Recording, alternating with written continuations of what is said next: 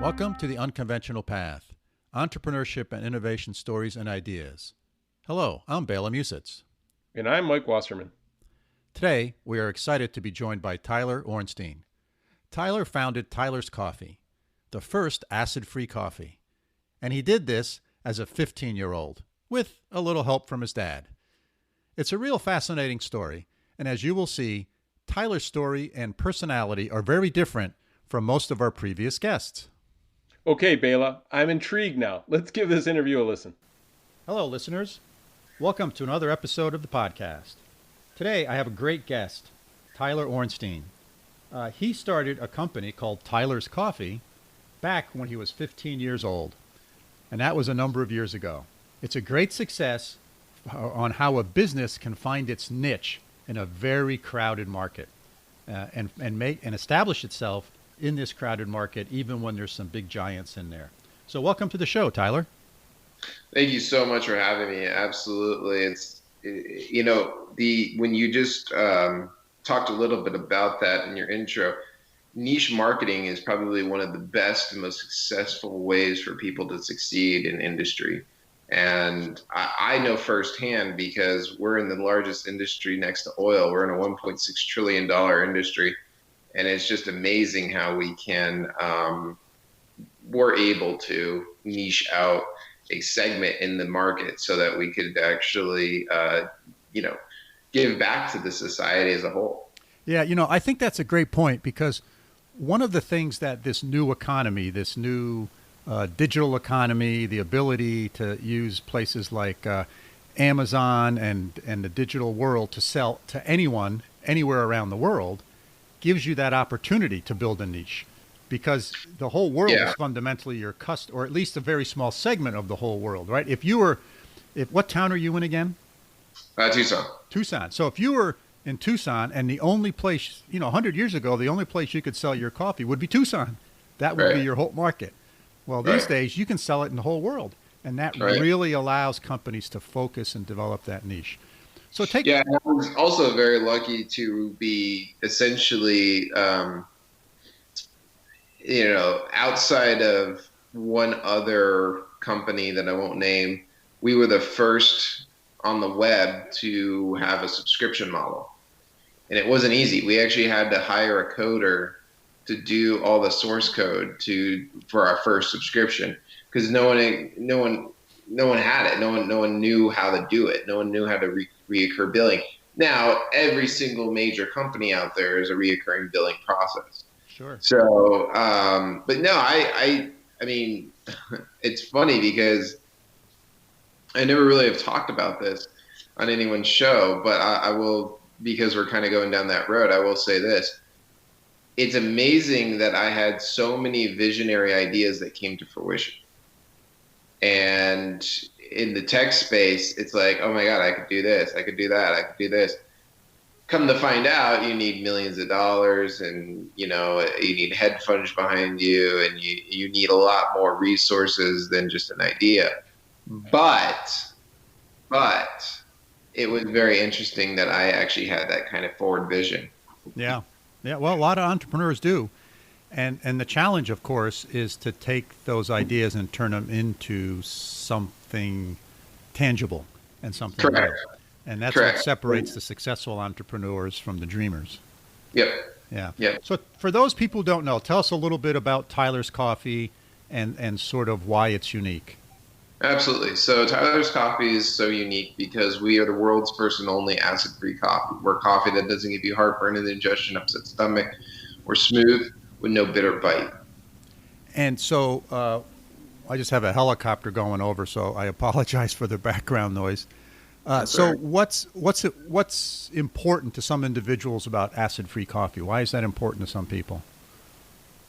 Well, I mean, it's crucially important to everyone, and I'll explain why. When you drink anything that has a low pH, I'm not talking coffee, I'm talking soda, I'm talking alcohol, I'm talking fast food, I'm talking anything that has a low pH. What happens is your body wants to stay at a neutrality 7.3 to 7.6, roughly in there. And so when you eat an acidic property, you get a deduction. And that deduction in the body goes, okay, we're out of homeostasis. We need to add enzymes to the liver. We need to put more bile in the pancreas. We need to make sure that we can, process this negative beast so that we can get back into neutrality. And it's very interesting because being a coffee salesman of sorts, I learned a lot more about the medical field. So much so that, I went for my OEC, outdoor emergency care, and it's like one step down from EMT. And I learned a lot about the human body and how the human body works, and it was very, very intriguing, and I enjoyed it tremendously. But the takeaway from that was that Tyler's coffees is such a beneficial aspect to everyone's life because they don't actually have to add cream and sugar to get the pH to where your body's going to be happy. They can actually drink this coffee because we don't bloom the tannin and lipid acids in the roasting process. By not blooming the tannin and lipid acids in the roasting process, we're able to yield a neutral pH. And so for people that have Crohn's, GERD, interstitial cystitis, leaky gut, OAB, colitis of any sort, bladder lining disorders, GI disorders. There was a study done by the Crohn's and Colitis Foundation in North America, and I bring this up a lot because it's a very unique study. And that study was done where 50 million Americans suffer from stomach-related issues. It was done in 2016. And so if you actually look at it, it's gone up. It hasn't gone down. People, especially during COVID, people started eating a lot worse. They started eating a lot more fast food. They started eating a lot more not-healthy food because it also ties in with depression. Long story short, Tyler's Coffees is that product that people love. And we know that people love it because we have an 80% retention rate on our coffee. Now, I don't know any other coffee out there in the industry that actually has that loyal of a customer base. Wow. So there is something unique that you do in the roasting process? Is that the, Yeah, absolutely. is that the place? Yeah. So people think that we add or we delete. We don't do either. What happens is that when you have cellular membrane of any plant-based system, it has to have photosynthesis. Well, photosynthesis, the way it gets photosynthesis is through tannic and lipid acids. Now, what happens is, like, for example, on the show that I was on, they said, well, what about tea, Tyler? And I was like, yeah, well, you don't roast tea, you steep tea. So it's a different process. When you have a green bean and you have to roast it, if you over roast it, you'll bloom the tannin and lipid acids. So we're able to use a computer roasting process that's proprietary that actually roasts each individual bean by itself so that there's no deformities in the roasting procedure. And there's no essentially the parameters are identical from one bean to the other bean. And that's what's amazing about another thing that's amazing about Tyler's Coffees is the quality control is at like a 98.6%. So every bag that comes off the line is identical. And it's really important because people that are our customers, they call it we call it subscription, they call it a prescription. And it's kind of like, yeah, we're at the point where we're at a medical level because these are people that cannot have acid in their diet or they will have horrible reverse side effects. Wow. And how did you develop this roasting process? So my father actually developed the process. So the story goes that he and I kind of enjoyed coffee together at a very young age.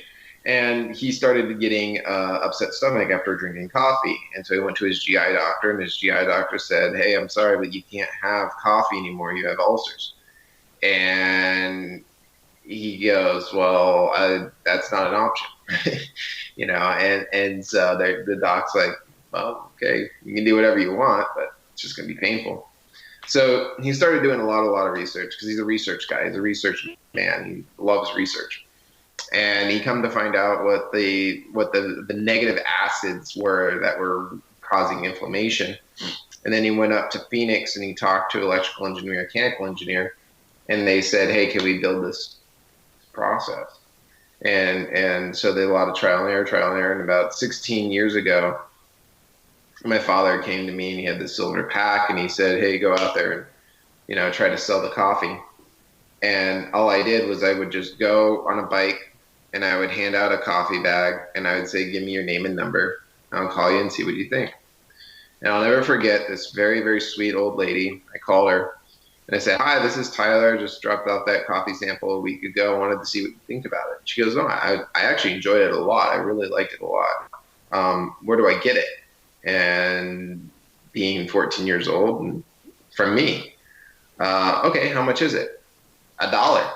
I didn't really have the business mindset, right? This is all just a test market per se, and by taking that test market, we then created. So we had conception, test market, viable product, monetary gain. So that was a light bulb moment. I said, okay, not only do people like the coffee, well, some people said it's okay. Some people, this was R&D. This was first gen. And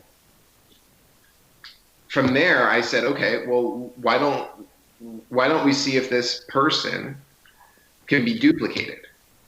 And at the time, 2004, 2005, the internet was starting to pick up. Facebook just became a thing. It's crazy to think, but Facebook just became a thing. So we got on Facebook, and then we started doing a website, and then so in 2016, I got my first retail location, AJ's Fine Food, which longest customer, beautiful customer, great customer here in Arizona, in our backyard. And they said, "Okay, well, Tyler, you need a $3 million insurance policy." And I said, "Well, I don't think I have a $3 million anything." And they're like, no, you need a policy of $3 million. So what I'm saying is as a very young entrepreneur, I had to learn all of these very unique and different concepts. And at the same time, I was a swimmer in my high school and I was going to school. And so I had a really, really heavy load. But I started learning very, very quickly at a young age that I didn't really need commercial education. Is the best way for me to explain it. They would, why, and again, I don't want to offend any of your listeners because I think education is the most important thing in the world. But on the other hand, I think that there is I don't know that. Well, there's more than one way to get an education.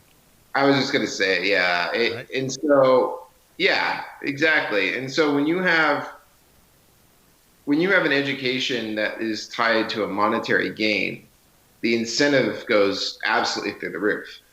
When you have an education that's tied to a letter on a piece of transcript, it's a little bit of a different ballgame. Anyway, the point is at a very young age, I learned a lot, and I started becoming quite successful with my company, and I was spending more time at lunchtime at school talking to clients on my phone than I was talking to my friends. It was a very, very interesting dynamic.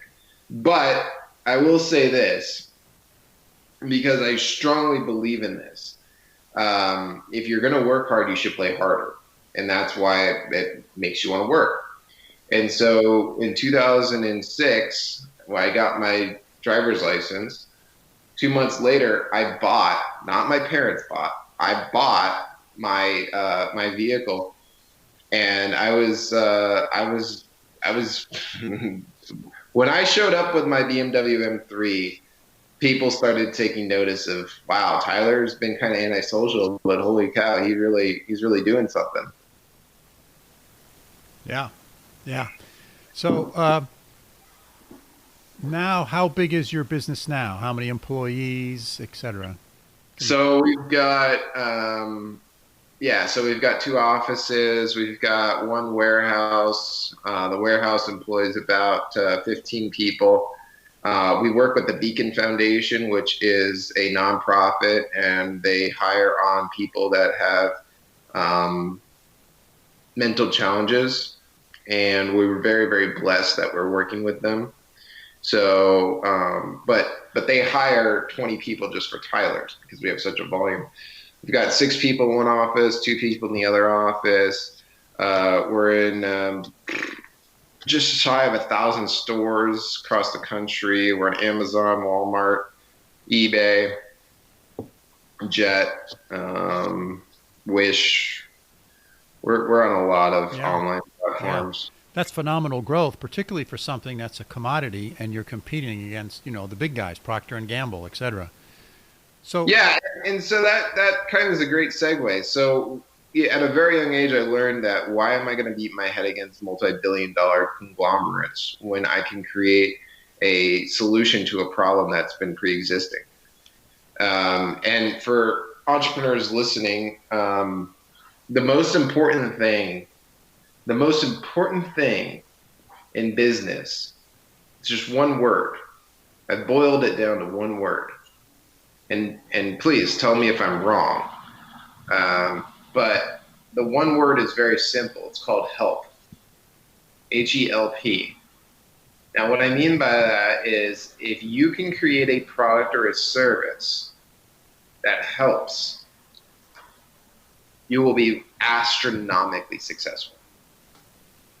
I cannot stress that enough. You will be so successful, you won't know where to bank all your money. And before COVID, I would fly around and I would speak and, be interviewed, and they would ask the questions. And then, okay, Tyler, you started at 14 years old. You're now here. You did this. It's amazing. Wow. All right. Hey, everyone, let's give Tyler a round of applause. I'd come off stage, and of course, the line would form, and I'd talk to everyone. That's what I would do. And a lot of people would say to me, "Oh, how much does it cost for me to be coached by you?" And I was like, "It's free." Like, what do you mean? I was like, "It's free. FREE. It's free." And they're like, "Well, how can it be free?" And I'm like, "Because I want to help. I want to support other entrepreneurs." Now, here's the deal: if you want me to really divulge and then drive into your business, we can look at equity position, or we can look at a salary or whatever. But I don't believe and again, I kind of turned the speaking industry on its head.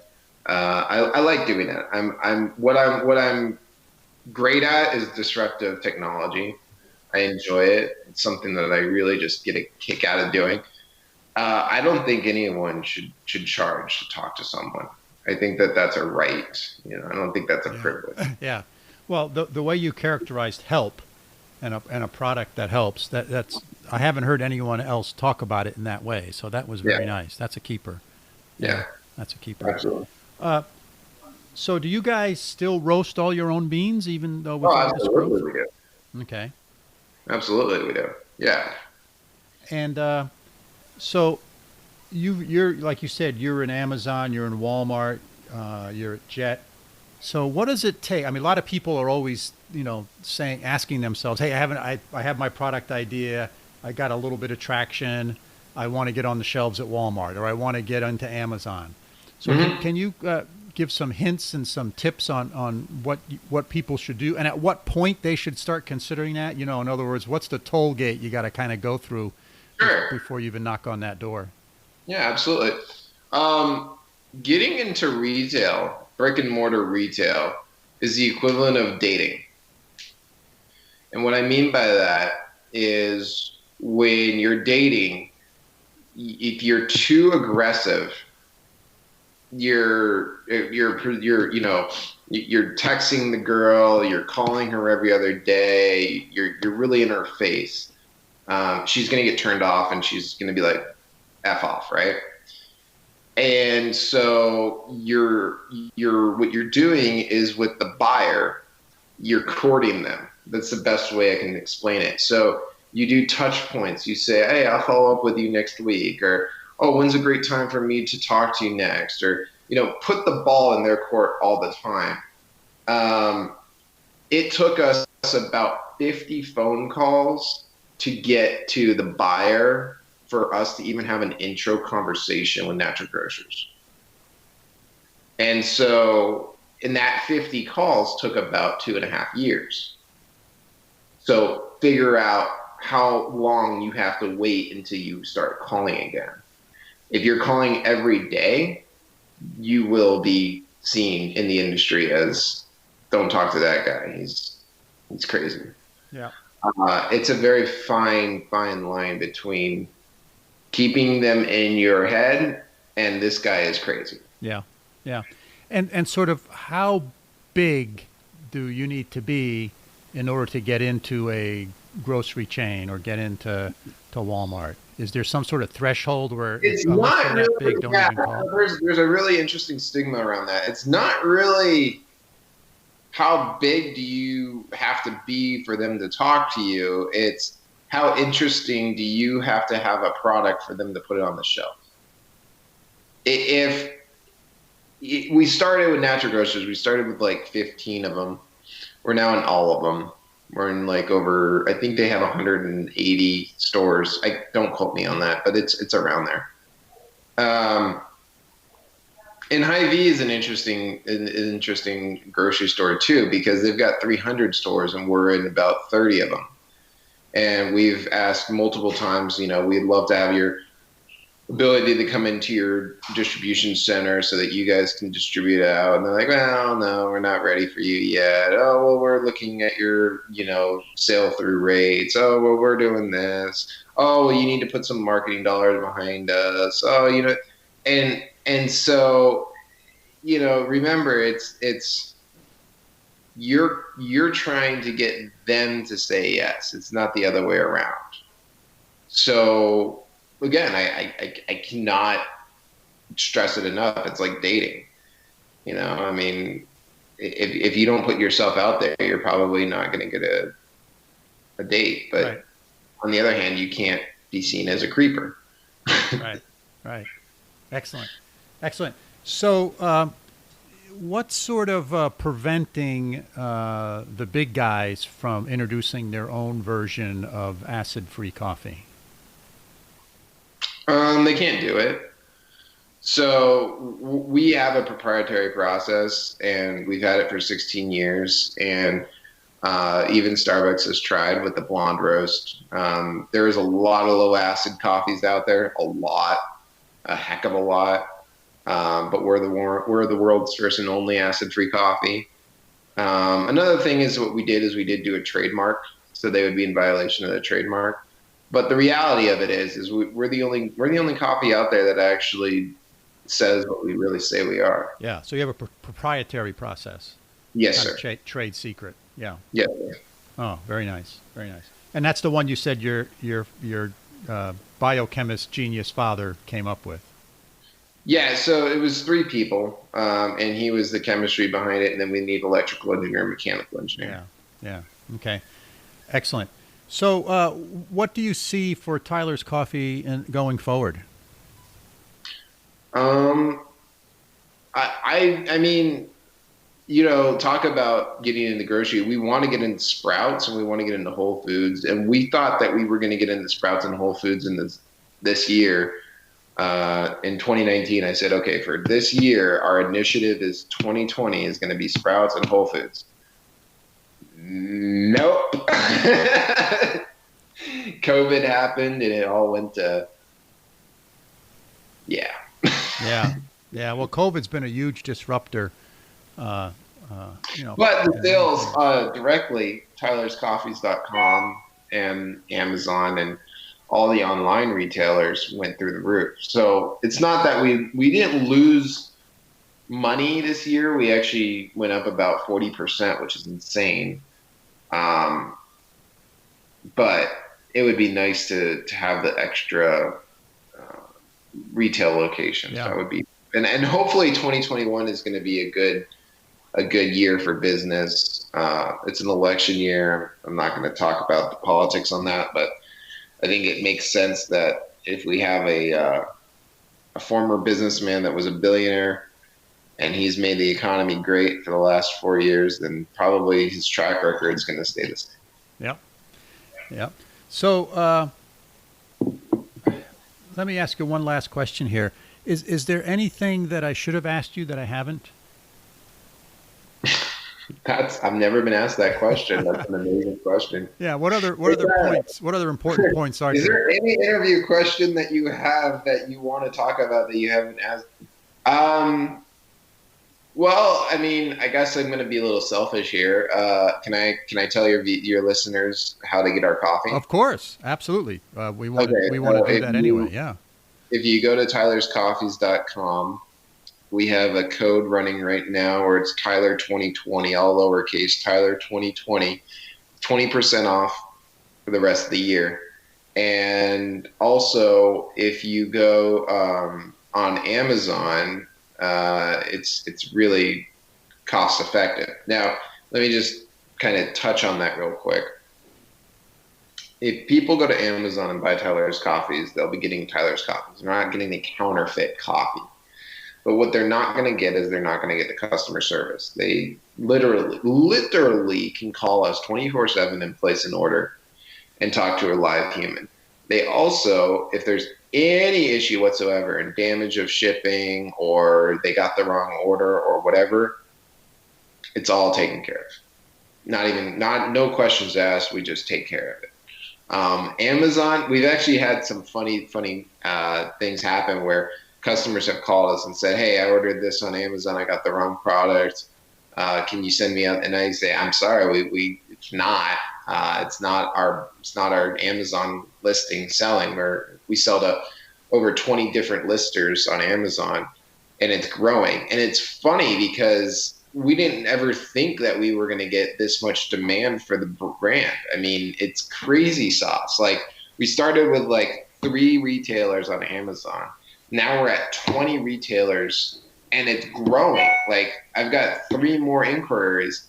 Now, everyone runs a MAP policy, which is, you cannot go above or under minimum advertised price. But it blows my mind. Some of these people are selling it for $40 a bag. Yeah. I don't understand it, but good on them. And so if you go to tylerscoffees.com, you're going to get the best customer service. It's like going to the dealership. If you're going to go to the dealership, you're going to get the customer service. If you're going to go to a used car lot on the side of the road. Yeah. Yeah. Okay. So what you're saying is, even though people can buy it on Amazon, it's actually through third parties are selling that on Amazon. That's correct. And not you. Whereas if you go to Tyler's, and that's plural, right? Tyler's with an S on the end. Yep. Coffee.com, then they're buying it directly from you. That's right. And till the end of the year, you're running a 20% discount and using the code Tyler 2020. And if you get on subscription, it's free shipping. Oh, okay. Excellent. Hey, Tyler, this has really been an interesting story. There's not a lot of businesses that are successful in such a crowded market, right? Yeah. I mean, it's tough. And there's little community roasters all over the place. There's these boutique roasters that have popped up, and probably every town has one. But you've gone way beyond that. You're a much larger business and very successful. And it's a great story. I really appreciate you being on the show. Thank you so much. I sincerely appreciate everything that you've done. And, the best way I can end this is, if you want to be an entrepreneur, there is one thing that you need to do. You need to jump in the deep end, and you need to figure out how to swim. Or better yet, you need to put yourself on top of Mount Everest and then jump off, and you have to assemble an airplane on the way down. This is not for the light, and this is not for the faint of heart. Entrepreneurialism is the most craziest, wildest thing that you can get your hands on. You're never, ever, ever going to get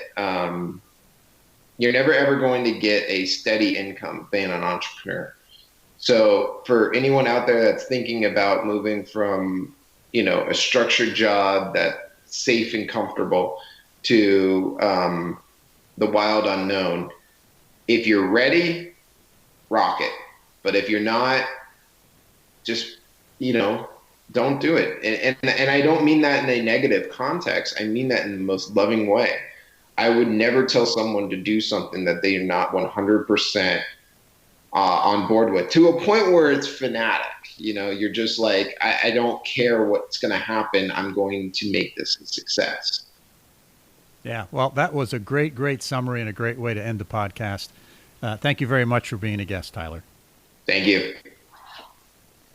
Well, Bela, you were right. He was different than a lot of our other guests, but different can be good. And there's a lot of paths, right, to entrepreneurial success. And this one is a little bit different than some of our other guests, as you kind of led off with. But what did you think? What struck you as really interesting about your conversation with Tyler? So the first thing I want to talk about is, I think this is a great example of finding a niche, a super small niche for your product that's valuable, very valuable to your customers. So if you can establish a product that's of great value to a small set of customers, you can make yourself a very nice business out of that, right? I mean, coffee roasting is coffee roasting is coffee roasting. I think Tyler's our third guest, actually, that's been roasting coffee beans. So it's a crowded market. And this acid-free, which for certain people is important because it's the only way they can drink coffee, is a real lesson in this notion of carving out a niche for yourself and really identifying yourself and connecting yourself with customers, and you're providing your customers a great value proposition. And I think that's lesson number one. I think lesson number two is, as you alluded to, Mike, is this notion of various different ways of approaching a business. There are various different ways, and there's books written about different ways of doing this. And there is no right or wrong way. There's what works for you, and there's what works for the people that you work with and the people that you surround yourself with. And then as a result of that, a certain type of culture, a certain type of leadership style, a certain type of management style will emerge. And to some extent, it's sort of self-fulfilling, because employees who identify with that and who like that way of leadership will gravitate towards it. And people who don't will gravitate away from it towards some other type of leadership style or management style. So they're all good. This diversity is important because we all tend to migrate towards sort of different corners of the room, and the room has more than four corners, right? So I think that this is a great example of that. And you sort of contrast it a little bit to a previous recent episode, the Merino wool fella, Dan Dembski, right? And if you listen to him, he had this very sort of, gosh, we didn't know what we were doing. We were just trying different things, et cetera. And you got sort of a very different flavor from him on how the culture of that business is versus Tyler's culture and the business of, or the culture of Tyler's business. And again, not making a judgment here, they both work, right? They both work. And that to me is another real important point with this conversation with Tyler. Yeah, it's important to understand and listen and respect and appreciate different styles, right? But as an investor, right, you can choose who you invest in. And as an employee, I can choose where I work, right? And it's just important to kind of see this and listen to people and figure out where they're coming from. And do you want to be a part of it or not? I actually am definitely a fan of, it's actually great to disagree with some of the people that you work with, as long as you can do it in a respectful way and truly listen and look at different points of view, that's actually really beneficial. And a lot of the research on kind of deep diversity amongst viewpoints is good for an organization, supports this. So it's not just by gender or race or religion, but really truly different ways of conceiving of the business that you're in. And this is an example where I think, Tyler's approach to sales and Tyler's approach to to marketing or even dealing with the public are probably different than what I lay out for my students, but I always leave room for other approaches. And certainly he's been successful. And it's worth listening to people who look at things or say things that are different than the way you approach them. So yeah, I totally agree, Bela. And I think it's a good point to wrap it up on, that this is an interesting story. A young person who really worked hard to find success in a niche market and has grown it. But also it kind of identified some differences in leadership and communication styles that are out there that are all valid. And it's a big tent. There's room for all of us, right? Yep. Agreed, Mike. Agreed. Well said. All right. Well, listeners, thanks for joining us. We hope you found this episode interesting and thought-provoking. If you have questions about what we discussed, please feel free to drop us an email at bela.and.mike@gmail.com. And hey, please do subscribe to the podcast if you haven't already. And tell your friends about us. We're always looking to get some more listeners. So until next time, signing off from upstate New York. See you soon, Mike. Thanks, Bela. And from over here in Münster, Germany, auf Wiedersehen.